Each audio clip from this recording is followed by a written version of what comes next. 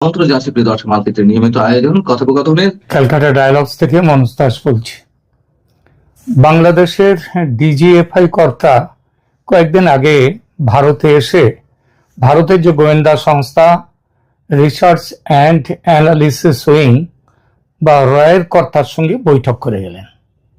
এই বৈঠক সম্পর্কে প্রকাশ্যে যা জানা যাচ্ছে যে মেজর জেনারেল মোহাম্মদ কায়সার রশিদ চৌধুরী, যিনি ফেব্রুয়ারির শেষ দিকে ডিজিএফআই প্রধান হয়েছেন, তারেক রহমান সরকার যাকে নিযুক্ত করেছেন, তিনি মার্চের শুরুতে একদম নীরবে নয়াদিল্লি এসে রয়ের প্রধান পরাগ জৈন ও ভারতের director general of military intelligence lieutenant general R S. রমনের সঙ্গে বৈঠক করে গেছেন। হিন্দুস্তান টাইমস তাদের রিপোর্ট যা, সেই অনুযায়ী তিনি ভারতের জাতীয় নিরাপত্তা উপদেষ্টা অজিত ডোভালের সঙ্গেও কথা বলে গেছেন এবং একটা নিরাপত্তা কনক্লেভে তিনি অংশ নিয়েছেন। তবে এই সফর বা বৈঠক নিয়ে ভারতের পক্ষ থেকে কোনো সরকারি রিড আউট, মানে কি আলোচ্য বিষয় আলোচনা হয়েছে সে সম্পর্কে কোনো রিড আউট প্রকাশ করা হয়নি। বাংলাদেশ থেকেও এই ব্যাপারে কিন্তু বড় কোনো রিড আউট বাংলাদেশও প্রকাশ করেনি বলেই আমরা জানি। তাহলে কি আলোচনাটা হলো?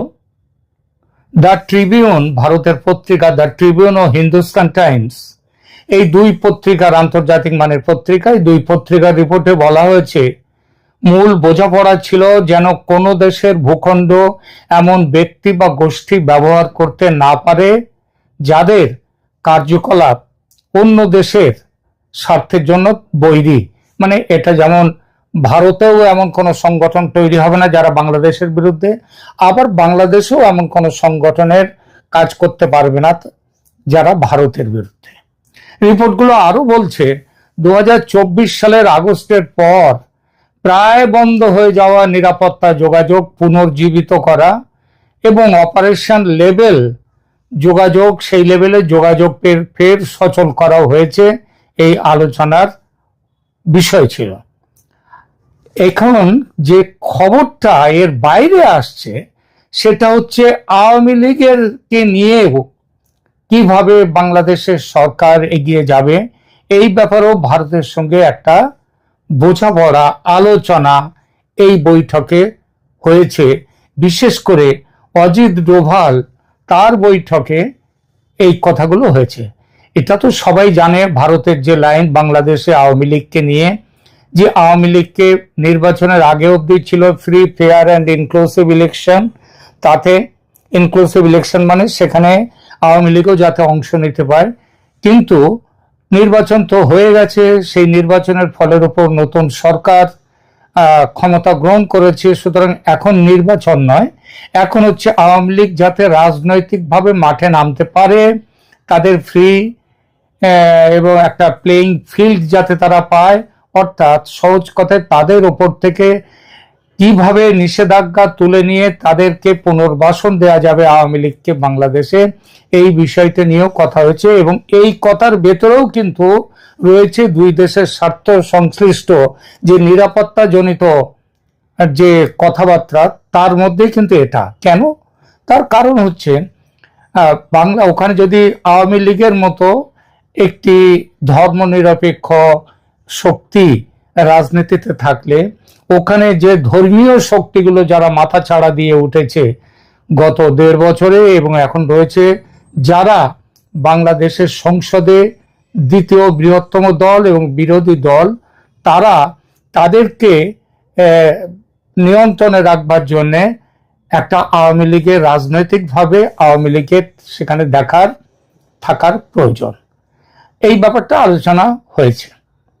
সেই আলোচনার ফলে কিভাবে তার যে একটা রোডম্যাপ তৈরি হচ্ছে, সেই রোডম্যাপের অংশ হচ্ছে সংসদ থেকে কিভাবে এই যে আওয়ামী লীগের উপরে নিষেধাজ্ঞাগুলো জারি করার ব্যাপারে যে রাষ্ট্রপতির অর্ডিন্যান্স ইত্যাদি হয়েছিল, সেই অর্ডিন্যান্স গুলো নিয়ে কি করা যাবে এবং সংসদ কিভাবে সেগুলোকে তুলে দেবে, এই বিষয়টিও আলোচনা হয়েছে, এবং সেটা যে হয়েছে সেটা কিন্তু বোঝা গেল আজকে সংসদের অধিবেশনে। কিভাবে বোঝা গেল বলছি। আজকে মানব জমিন পত্রিকা বাংলাদেশের, তারা সংসদের আজকের অধিবেশনে খবর দিতে গিয়ে তারা লিখছে যে জুলাই সনদ বাস্তবায়নে আবেগ নয়, চলতে হবে সাংবিধানিক পথে, সংসদের স্বরাষ্ট্রমন্ত্রী।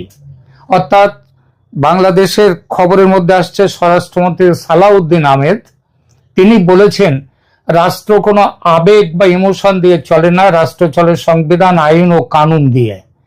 সরকার ঐতিহাসিক জুলাই জাতীয় সনদ বাস্তবায়ন করবে, বাস্তবায়নের প্রতিশ্রুতিবদ্ধ, তবে তা কোনো অবৈধ বা আরোপিত আদেশের মাধ্যমে নয়, বরং সাংবিধানিক ও আইনগত প্রক্রিয়ার মাধ্যমে বাস্তবায়ন করতে হবে। এই যে কথাটা আপাতভাবে মনে হচ্ছে যে তিনি সরকারের যে ধারণা এখন এই জুলাই সনদ বাস্তবায়ন এবং সংস্কার পরিষদ নিয়ে, সেই প্রসঙ্গে কথা বলতে গিয়ে এটা বলেছেন। সেখানে আজকে জাতীয় সংসদে অনির্ধারিত এক আলোচনায় অংশ নিয়ে তিনি সালাউদ্দিন সাহেব এই কথাগুলো বলেন। এর আগে সংসদে বিরোধী দলীয় নেতা ডক্টর শফিকুর রহমান জুলাই সনদ করার বিষয়ে সংসদে বক্তব্য রাখতে যান, এবং সেই বক্তব্য তিনি যখন রাখেন তখন স্পিকার বলেন এটা এখন আলোচনার বিষয় নয়, আপনার পরে আলোচনা করার, আপনি এই বিষয়ে আলোচনা করতে পারবেন, সেটা পরের ব্যাপারে এখন আলোচনা করবেন না। তারপরে ডক্টর শফিকুর রহমান আর এগোননি বিষয়টা নিয়ে, এবং এরই পরিপ্রেক্ষিতে স্বরাষ্ট্রমন্ত্রী এই কথাগুলো বলেন। তিনি আরো কি বলেছেন, মানব জমিন রিপোর্ট দিচ্ছে। বক্তব্যের শুরুতে স্বরাষ্ট্রমন্ত্রীর সংসদীয় রীতিনীতি স্মরণ করিয়ে দিয়ে বলেন, জরুরি জনগুরুত্বপূর্ণ বিষয়ে কোনো মুলতবি প্রস্তাব বা সংক্ষিপ্ত আলোচনা আনতে হলে কার্যপ্রণালী বিধির ৬২ বা ৬৮ ধারা অনুযায়ী নোটিশ দেওয়ার বিধান রয়েছে। বিরোধী দলের নেতা মানে ডক্টর শফিকুর রহমান এমন কোন নোটিশ দিয়েছেন কিনা তা নিয়ে তিনি প্রশ্ন তোলেন, অর্থাৎ নোটিশ না দিয়ে তিনি আলোচনা করতে যাচ্ছেন কেন, এই প্রশ্নটা তিনি করলেন। আর বিরোধী দলীয় নেতা যে জুলাই জাতীয় সনদ সংবিধান সংস্কার বাস্তবায়ন আদেশ ২০২৫ এই যে প্রসঙ্গ তুলেছেন, সেই প্রসঙ্গে স্বরাষ্ট্রমন্ত্রী বলেন যে এই যে আদেশটা, অধ্যাদেশ, এই অধ্যাদেশটাই আইন বিরুদ্ধ হয়েছে, আইন বিরুদ্ধ হয়েছে অধ্যাদেশ, এবং সেই আইনে নিয়ে এই প্রসঙ্গে অধ্যাদেশ কতটা আইন বিরুদ্ধ এই প্রসঙ্গ নিয়ে স্বরাষ্ট্রমন্ত্রী বলেন, সংবিধানের ৯৩ এক অনুচ্ছেদ অনুযায়ী সংসদ অধিবেশন না থাকা অবস্থায় রাষ্ট্রপতি অধ্যাদেশ জারি করতে পারেন, কিন্তু সংবিধান পরিবর্তন বা সংশোধন সংক্রান্ত কোনো বিষয় অধ্যাদেশের মাধ্যমে আসতে পারে না, সংবিধান পরিবর্তন। অথচ গত বছরের ১৩ নভেম্বর জারি করা এই আদেশটি না কোনো অধ্যাদেশ না কোনো আইন, এটা একটা অদ্ভুত বিষয়। অর্থাৎ সংবিধান সংস্কার পরিষদ নিয়ে তিনি তার বক্তব্য আরো পরিষ্কার করে তিনি বলেন, এই আদেশের উপর ভিত্তি করে সংবিধান সংস্কার পরিষদের সদস্যদের শপথ নেওয়া, যেটা এনসিপি এবং জামাত সদস্যরা যে শপথ নিয়েছেন, সেই শপথটা এবং রাষ্ট্রপতির কাছে অধিবেশন আহ্বানের দাবি জানানো, এটা হচ্ছে অসাংবিধানিক। তিনি আরো কিছু বলেছেন, সালাউদ্দিন আহমেদ সাহেব বলেছেন যে জুলাই সনদের রাজনৈতিক সমঝোতার অংশ ছিল না, এর ৪টি ভিন্ন প্রশ্নের জন্য একটিমাত্র হ্যাঁ বা না ভোট দেওয়ার সুযোগ রাখা ছিল, যা কখনো যৌক্তিক নয়। তিনি এই প্রসঙ্গ নিয়ে কথা বলতে গিয়ে আরো বলেছেন যে প্রথম দিনেই সংসদের প্রথম দিনে ১১ তারিখ, গত ১১ই মার্চ সংসদে ১৩৩টি অধ্যাদেশ উত্থাপিত হয়েছে, এবং আগামী ৩০ দিনের মধ্যে এসব অধ্যাদেশের ফয়সালা করতে হবে।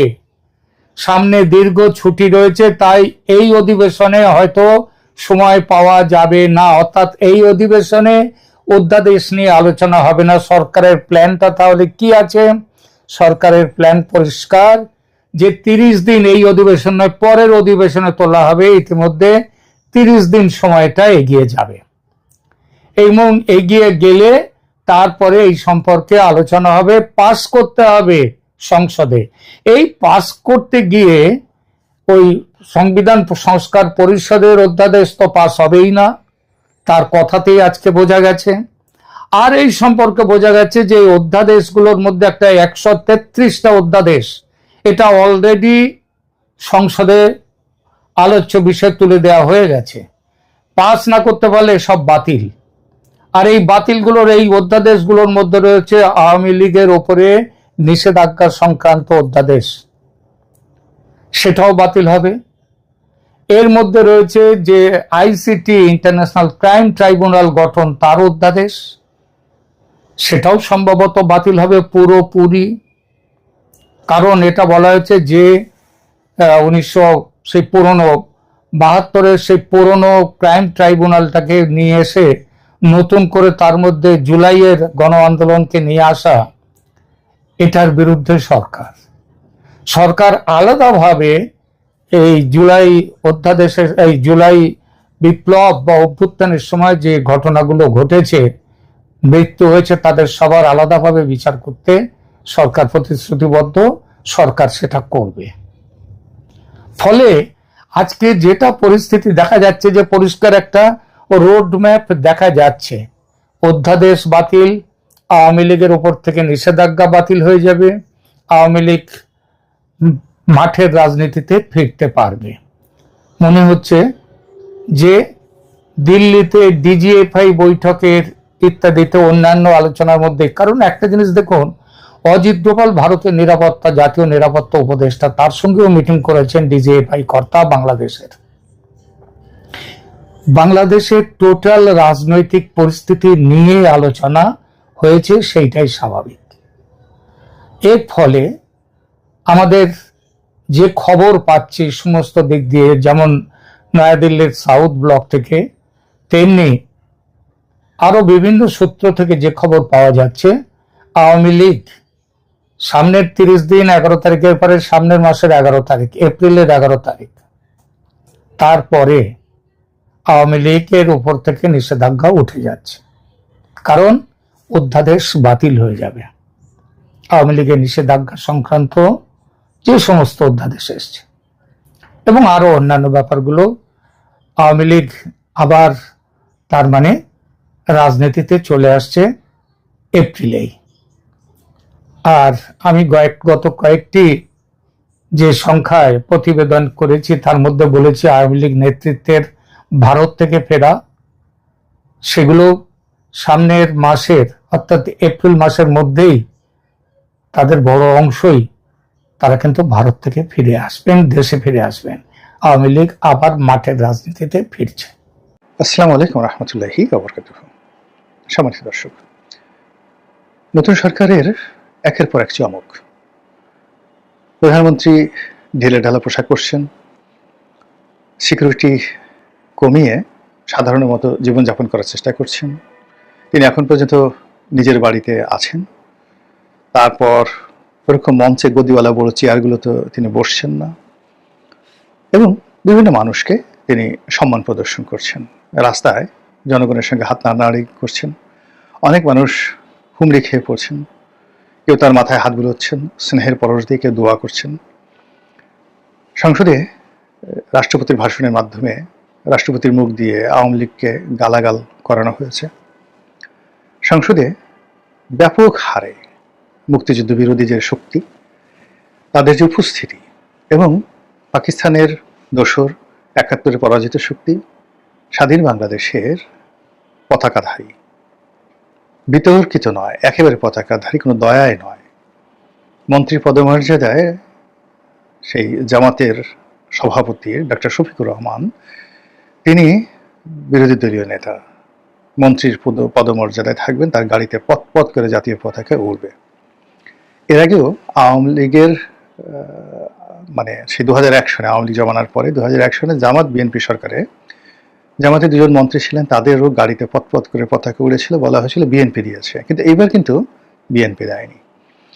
এবার জামাত তার আপন শক্তিতে, আপন কৌশলে তাদের গাড়িতে তারা পতাকা লাগিয়ে ফেলেছে এবং স্বাধীন বাংলাদেশের সংসদে তারা প্রধান বিরোধী দল, এবং ওই সংসদে দাঁড়িয়ে তারা শোক প্রস্তাবে ৭১ মহান মুক্তিযুদ্ধের বিরোধিতা করা এবং যুদ্ধাপরাধের দায়ে যারা সাজা প্রাপ্ত হয়েছেন, যাদেরকে মৃত্যুদণ্ড দেওয়া হয়েছে, তাদের ব্যাপারে শোক প্রস্তাব সংসদে উত্থাপন করা হয়েছে এবং বিএনপিকে সেটা সানন্দে গ্রহণ করতে হয়েছে।